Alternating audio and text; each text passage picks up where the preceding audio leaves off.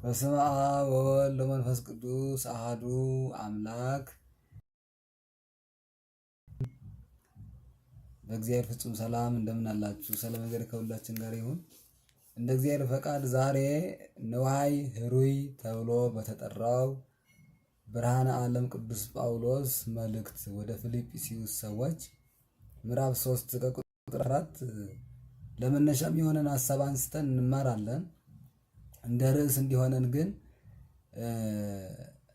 መቀዳደም፣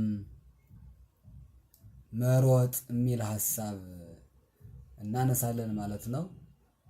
እንግዲህ በዚህ ምዕራፍና ቁጥር ላይ የሚናገረው ቃል እስመ ዘድኅ ረስ ወዘቅድሜ የሚል ወእዴግም ወአሐስስ፣ የኋላዬን እረሳለሁ፣ የፊቱን ለመያዝ እፈጥናለሁ፣ እቀዳደማለሁ ይላል፣ እዘረጋለሁ ይላል። ይሄን ስናየው ሰው የኋላውን እየረሳ ወደፊት መቅደሙን ወደፊት መፍጠኑን የሚያሳይ ነው። እዛ ነው ርዕሱን መቀዳደም፣ መወዳደር፣ መፍጠን ብለን መሮጥ ብለን መነሻ ያደረግነው። እንግዲህ ያስተምረን ፈቃዱ ይሁን። ቅዱስ ጳውሎስ የኋላዬን ትቼ ወደፊቴ እቀዳደማለሁ፣ እሮጣለሁ፣ የፊቱን ለመያዝ እዘረጋለሁ ማለቱ በጽድቅ ላይ ጽድቅ፣ በክብር ላይ ክብር፣ በሃይማኖት ላይ ምግባር ትሩፋትን እየጨመርኩ እግዚአብሔርን እየመሰልኩ ነው። እንግዲህ ከፍ ብሎ ወእትሜሰሎ በሞቱ ወበሕማሙ ይላል። በሞቱ በሕማሙ እየመሰልኩት የበለጠ መከራ የተቀበልኩ የበለጠ እየከበርኩ እሄዳለሁ ማለቱ ነው እንጂ በስጋ አነጋገር አይደለም። ምንም አይነት ስጋዊ አነጋገር የለበትም። እኛ ምን ከብረው በስጋ አይደለም ይላል እዚሁ ምዕራፍ ላይ። በስጋ በመንፈስ ቅዱስ ግን በመገዘሬ ከሰዎች እሻላለሁ ይላል። መገዘሩን ተገዝሮሂ እያሰልጥ ብሎ እንደተናገረው መገዘር የሚጠቅም ሆኖ አይደለም። በመንፈስ የእግዚአብሔርን ሕግ በመፈጸም መገዘር የሚለውን ለመተርጎም ነው እንጂ ሰው ተገዘረ የሚባለው ዛሬ በጥምቀት ስለተተካ የሚጠቅምም የማይጠቅምም ጉዳይ አይደለም። መገዘር በእኛ አሁን ተረጋጎም ከኃጢአት መለየት ወደ እግዚአብሔር መቅረብ በራሱ መገዘር ይባላል። የኦሪቱን መገዘር ይተካልናል እና እሱን ያነሳል። ስለዚህ ኋላዬን ትቼ ምን አለ? ወደፊት እቀዳደማለሁ።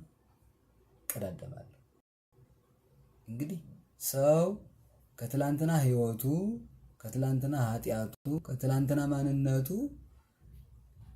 እየወጣ ወደፊት ወዳለው የልዕልና የቅድስና እግዚአብሔርን የመሰል የመንፈሳዊ ህይወት እድገት መቀዳደም መቻል አለበት። እሱን ነው የሚናገረው። ትላንትና ማን ነኝ? ዛሬ ምን መሆን አለብኝ? ነገስ መንፈሳዊ ህይወት የሚያድግ ስለሆነ ማለት ነው። እንግዲህ እኛ ግን አጋጣሚ ሆኖ በተረጎም ነው በስጋ። ይሄ ዓለም ደግሞ የውድድር ዓለም ነው። እንደምታውቁት የውድድር ዓለም ነው።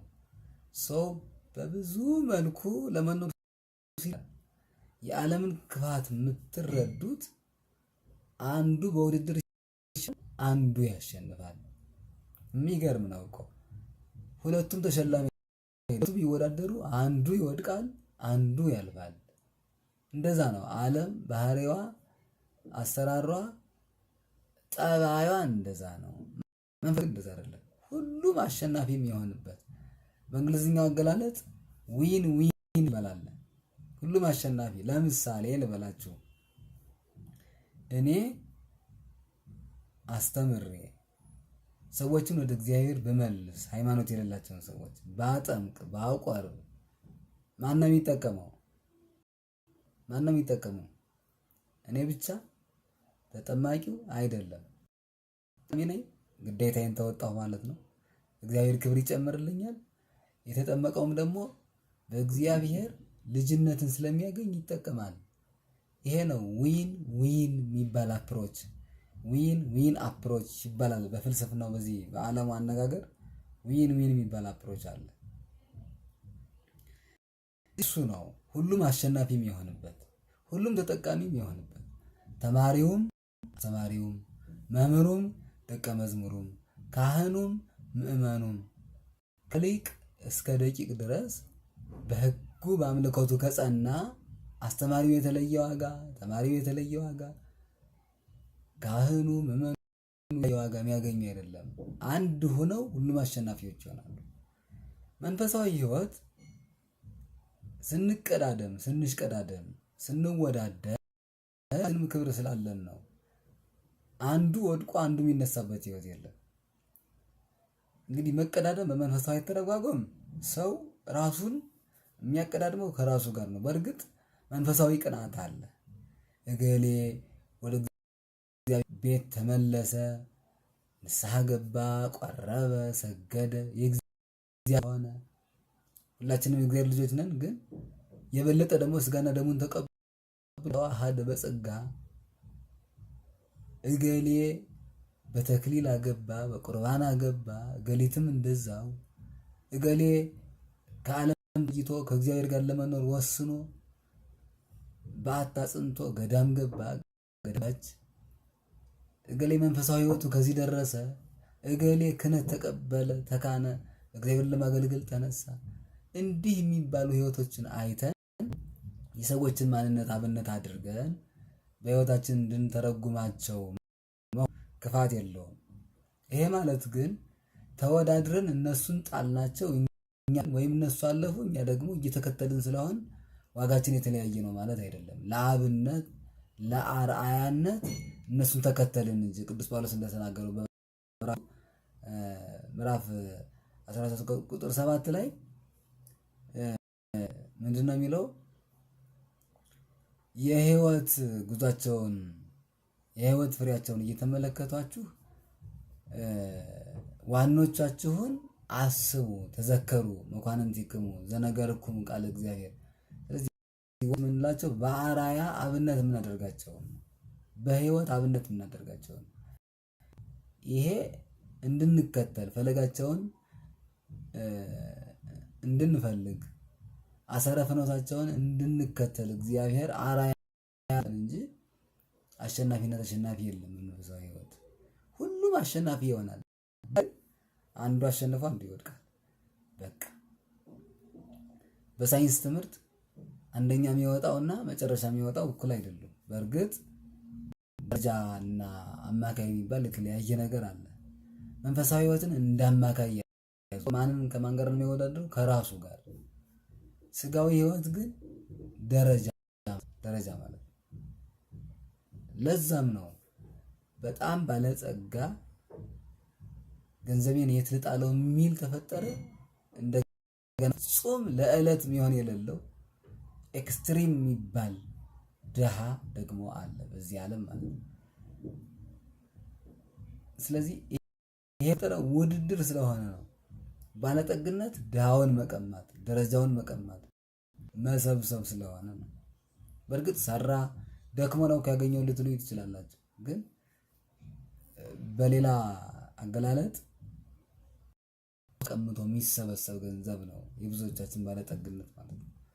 እንግዲህ ሰርተን ታገኘን ተገቢ አይደለም ባይባልም ማለት ነው።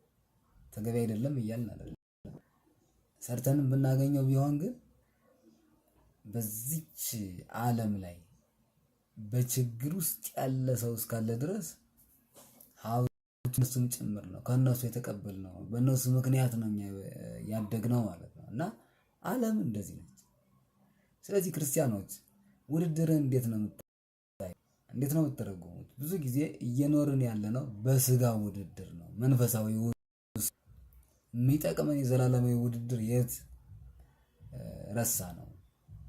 ለምን ረሳ ነው? ለምን ትኩረት ተነፈገው? በስጋ ብዙ እንወዳደራለን። መቼም ከዚህ እስከዚህ አልላቸው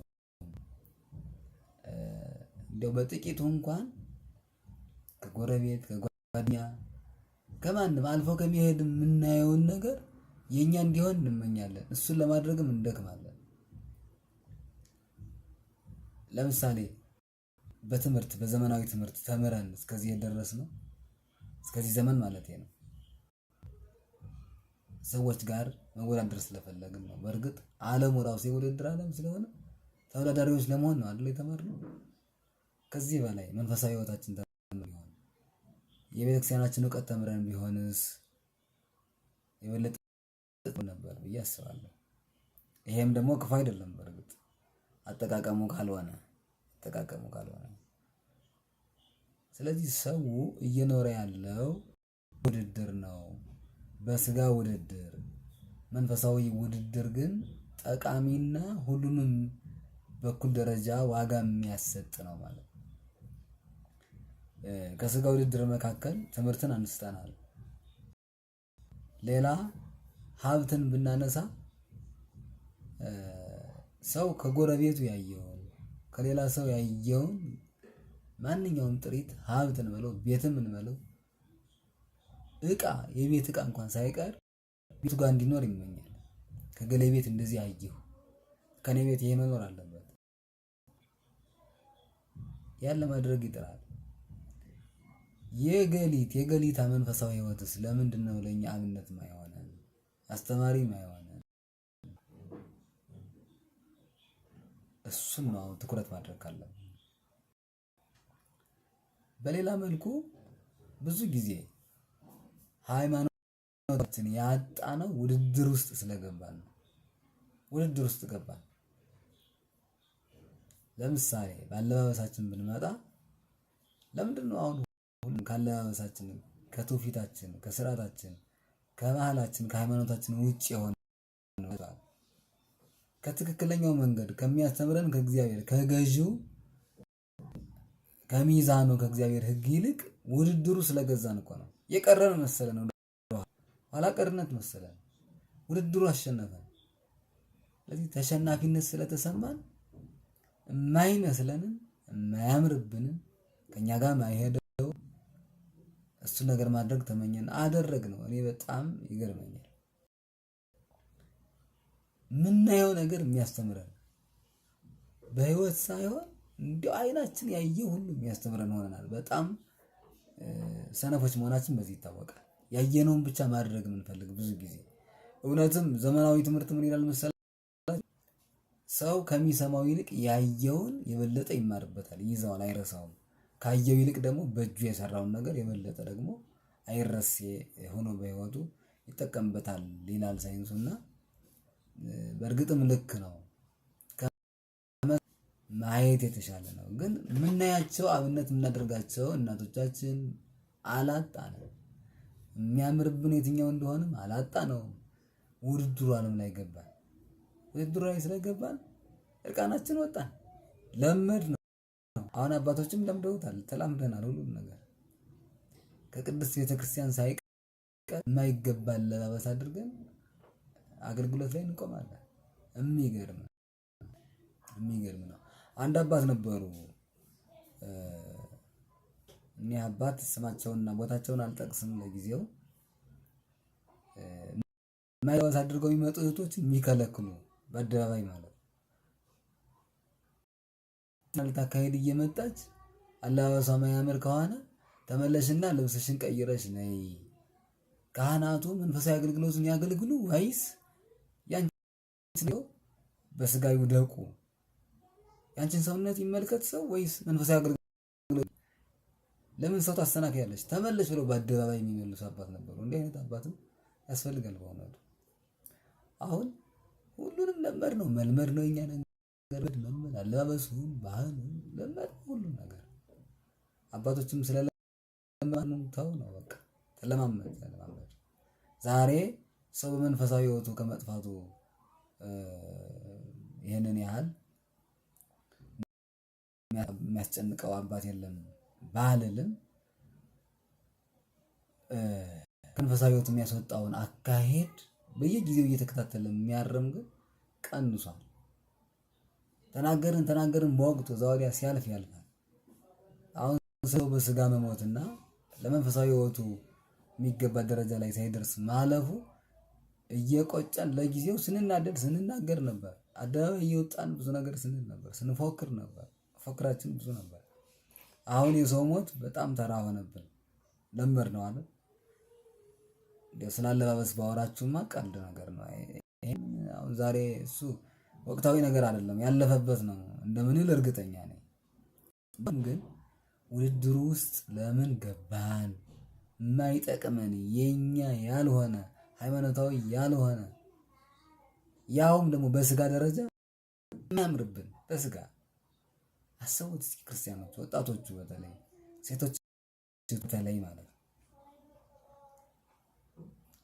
እርቃን በአደባባይ መውጣት ምን አይነት ውድድር ነው? ምኑ ሊያልፈን ይሆን? ምኑ ነው የሚያልፈን? ምኑ ያልፈን ይሆን? እግዚአብሔር ያለው ነው የሚሆነው ሁሉም ነገር።